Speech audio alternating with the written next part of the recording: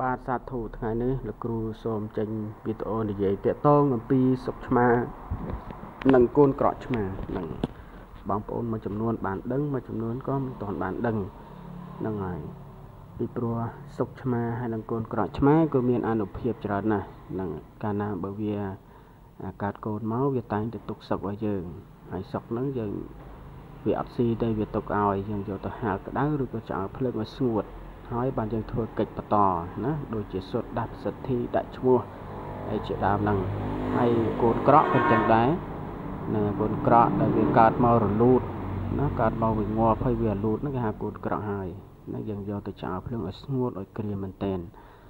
ហ្នឹងហើយបានយើងចាប់ផ្ដើមធ្វើកិច្ចណាសុទ្ធដាស់ប្រសិទ្ធិដើម្បីឲ្យកូនក្រក់សុខឆ្មាហ្នឹងមានឫទ្ធិមានអំណាចមានលាភមានជ័យអញ្ចឹងហើយមានអានុភាពខាងលាភសក្ការៈរកស៊ីលក់ដូរណាហ្នឹង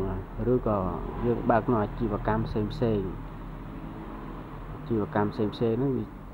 ការលក់ដូររបស់ផងយើងមានការរីកចម្រើននឹងទៅតាមហ្នឹងបាទ